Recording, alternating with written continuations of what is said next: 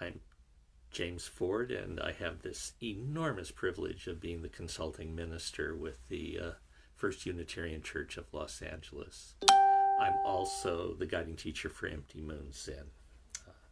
And I think people find much of what I have to say crosses between the two traditions. Sacred space, sacred thoughts, sacred possibilities. My father, he was a will-o'-the-wisp with more than a passing affection for the drink.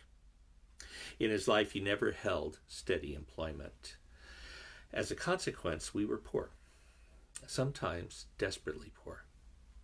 And we moved a lot, usually avoiding some trouble he had fallen into. My small, not exactly joke, was that I was an adult before I realized people moved during the day. The joke sours when I have to add that move included no more than what fit into a car.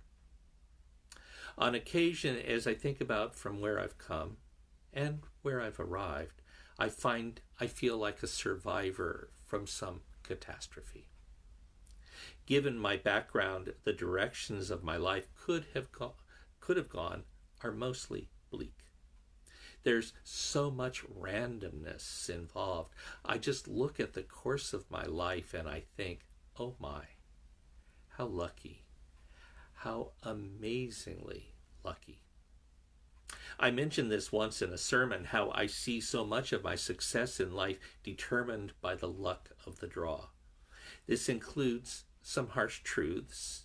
Among those totally out of my control factors was being born male.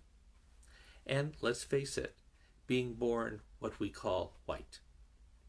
Two big advantages. After delivering that sermon, friends from the congregation came to me and insisted, some with a hint of ferocity in their voices, no, you succeeded by being smart and because you pulled up your socks and you worked very hard. With what I thought was more than a hint of desperation in their voices, they'd say, you earned it all. As I think about those conversations, I find my heart going to the ongoing civil unrest raging across Mr. Trump's America. On the 25th of May this year, George Floyd, a black man in Minneapolis, was murdered by a white police officer by putting his knee on Mr. Floyd's neck for 8 minutes and 46 seconds. All of it videotaped and all of it watched around the world. A moment in a long history of racial violence. Black Lives Matter as a slogan and movement emerged 7 years earlier in 2013 with the murder of Trayvon Martin. The harsh facts of our various injustices cannot be laid at any single person's feet. But perhaps because it is Mr. Trump's America, and Mr. Trump is America's id on full-on, embarrassing, humiliating display. We can no longer pretend these things are not so. And America has erupted. Not for the first time, however, this moment comes with a ferocity ranking, in my memory, only with the eruptions against the Vietnam War and the Civil Rights Movement. Tipping points in our American history. Following George Floyd's death, 200 cities have been affected. Several are still simmering hotspots. And at the same time, the deaths continue.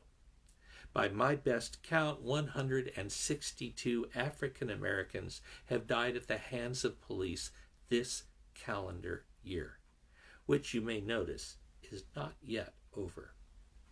And let's not miss how Breonna Taylor's murder shows dramatically that while it is most dangerous to be a black man, just being black can be enough. In a number of these events, the person who ended up dead was no angel. And some focus on that fact. Some wish to look at anything but the underlying reality that in our culture, Some lives, in fact, do matter more than others. No matter how hard you work, sometimes it is not enough. Think of it as the luck of that draw. Add in coronavirus, add in what people are calling a recession, but which seems to have a lot of characteristics I think belong to a depression, where just about anyone earning an hourly wage is in serious, serious trouble. Add in a world on fire as climate change plays out in natural catastrophes. Add in malign players on the world's political stage. As I said, Mr. Trump didn't invent this. He merely poured gasoline on it. As a culture, we're not just as socially mobile as we like to tell ourselves. Our collective story of pull yourselves up by your own bootstraps doesn't actually work that way. Mr. Trump's life is pretty much a case history of how it mostly works. You inherit that hands up. Much of the truth of it, a great deal of it, is how in this life you need someone to give you a hand up. Now, at some level, we all have had that hand extended, or more properly, those hands. At some level, to some degree, and this is important, our human societies are based upon relationships, and in our multi-ethnic culture, we need particularly to pay attention. When we don't notice those hands, we also don't notice how, if you are in some way not like the person with a hand to pull you up, that hand is much less likely to be extended. It's how things tend to work. And that, dear ones, is privilege. Privilege is about that hand up, and who gets and who does not. It can take the shape of who reaches a hand out and to whom, and there are other angles on this. So right up there with that reaching a hand out, if you're a policeman in a confrontation, it can be in the beat of a heart a decision about whether or not to pull a trigger. This year, a lot of Unitarian Universalist congregations, and symbolic of UUs in general, our ministers, have made public stands casting light on the matter of race within our culture. If you look hard, it turns out it isn't a pretty picture. And there's a backlash. Black Lives Matter banners continue to be defaced. The word black has been marked out or cut out or replaced with the word all, as in all lives matter. And of course, yes, all lives do matter. And I would add, of course, blue lives matter. I can't help but think of 9/11 and those images of those who rushed into the Twin Towers when everyone else was fleeing to feel how deeply blue lives matter. But that doesn't mean there isn't a need to specifically attend to the issues that gave rise to the original slogan, Black Lives Matter. And perhaps to look into why so many resist that slogan and the others that accompany it, brown lives, Native American lives, trans lives, and the yearning behind it. And one more thing. More than one UU minister has actually experienced pushback within their congregations for holding this issue up. I know one or two who think it may cost them their parish ministries, maybe not in the moment, but down the line. I hear this and I think of that old saying attributed to Muhammad, that if you want to speak truth, you should have one foot in your horse's stirrup when you speak. The engine on my Prius is not running. But here's the truth. For many of us, a hard truth to hear. Most of us in this gathering, not all of us, but most, are where we are in significant part because of the conditions of our birth. And with those conditions, the various hands that have been extended out to us that in part have gotten us to where we are. Now, I'm not asking anyone to feel guilty. It's just a fact on the ground. It's the air we breathe. It's the water within which we swim. What I am asking is that we notice. Noticing is the magic elixir. It allows us to wake from dream worlds and to see what is. And if we see a problem, then we're well on our way to doing something about it. And it turns out it really isn't rocket science. A lot of our grandmothers have told us what needs to be done, even when they weren't quite able to do it themselves. They spoke deep truths we just need to hear. An illustration. I was 13 when my father went to jail. It wasn't the first time he saw the inside of a prison, but it was the first time I knew about it. He'd been the manager of a liquor store in Hemet when a friend of his said, "I just need to borrow some money till Monday." Today, I'd say it to say my father's need to be one of the gang, just to be approved of, overcame any shred of common sense. In this case, my dad spent a year incarcerated because he agreed to that loan. I took it hard, and so my mother sent me up to Oakland to live with my grandmother and auntie.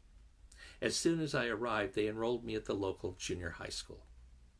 If there was another white kid in that school, I have no memory of it. What I do remember was being beaten up that first day, and again on the second day. The third day I learned how to hide, to make myself invisible. Of course, not always successfully. It was a hard year. It would not be the hardest year of my life, but it was a hard year. The only thing that saved me from imprinting some pretty awful things was my grandmother. She had been poor her whole life, and she was not well educated. She had no idea there might be alternatives to my going to that school, and if there were, she had no idea how to manipulate the system to move me. We were poor people. We didn't get the system. But poor and lacking a formal education does not mean without wisdom. She taught me whether we had any power over those things happening to us or not, we could control how we reacted to those things that had happened to us. Our actions were in our hands. Of course, getting a handle on what was going on, getting the space and perspective that allowed wise actions is easier said than done. For my grandma, prayer was the major tool in her kit for how to deal with life. And so we prayed together a lot. We prayed for things to get better, but that wasn't the all of it. We prayed for my father, who I was just learning to hate. We prayed for my mother, who was having a hard time supporting herself and my younger brother. We prayed for each other. And we prayed for those kids at the school, most of whom my grandma told me had it harder than we did, as unlikely as that seemed to me. On my social media, there's a lot of derision about the phrase thoughts and prayers. And when it comes as a substitute for action, especially from those who have power, it has the taste of dirt. But there is more to thoughts and prayers than meaningless platitudes. These days, I don't believe in a deity somewhere in the sky who takes messages and fixes things. So I look at what prayer might actually be beyond platitudes for those who want to not look at what is going on and to move as quickly as possible to other things. That first part about praying to change things, I think, is mainly useful in reminding us to get up and do some changing. although I'm not closing any doors on what other possibilities it taps into. We are bound up together in some great mystery. I don't disdain the power of the longing heart addressed into the depths. Mainly, however, I think about prayer as opening ourselves up. I find myself thinking about that a lot. Leonard Cohen sings to us of how there is a crack in everything, and that's how the light gets in. Well, prayers can push that crack even bigger, allowing us ever more light, allowing the critical view that includes all of us, that notices the connections, and that insight opens a way of wisdom. That kind of prayer. These days, I continue that practice, although I call it meditation. And it is a bit more clearly focused on the part that is opening up, being as wide as possible, noticing, letting everything rise as if it were reflected in a mirror, just seeing, just noticing. And what is wonderful is how from that seeing, things begin to happen. We begin to see how we can act. Grandma's prayer for others started it all for me. Today, as prayer or meditation, this means being consciously and radically open for some time every day, bringing it a little intentionality to the matter, taking a little time not to impose my thoughts or opinions, but instead to just notice is the practice. I commend it to everyone, maybe you. And here I find myself thinking of the range of social unrest in Mr. Trump's America. I think about the fear that drives those who listen to his blandishments, his whispers of the others who are at fault. Often these are people with very little, and they see what little they have slipping away. They are not some other. Their hurts and fears are ours. They are part of us too. We need to notice. We need to notice as the fires that continue to rage. To this moment where you and I are gathered together. And I think about the upcoming election, 16 days from now. And specifically, I think of that hard and persistent truth in our culture. Black lives don't matter as much as white lives. And the doors of my heart open. I think of brown lives and Native American lives and trans lives. I think of the undocumented. I think about the rich and the poor. I think about men and women and children. I think about who counts and who does not count. I think about this poor, torn world. I think about the consequences of elections. So, our call, ours here in this community of challenge and dreams of the possible, is to notice. For the sake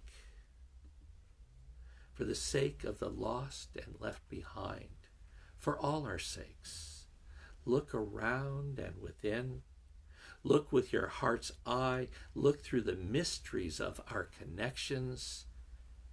Pay attention. This is so important. Let me summarize. Let me emphasize. Paying attention doesn't fix everything. Of course not.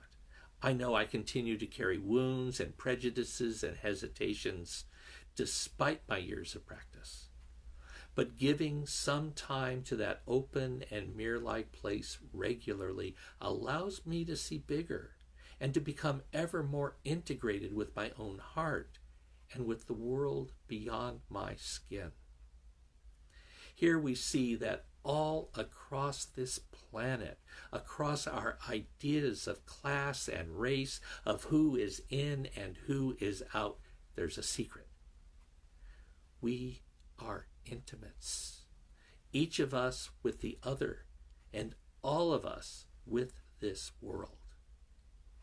Prayer is meditation, as noticing, shows us what our hearts truly are and who we truly are. It worked for my grandmother as she applied it in her own way, and it has worked for me as I've applied it in mine. It has even allowed me to be open to challenge what I think is and what I think is not. I think of those who never had a hand held out for them. I think of luck, and I think of choice and of action. And I think of voting. I think of voting as reaching a hand out. I think of casting ballots as prayers. Or maybe, maybe it's the amen at the end of a prayer. Amen.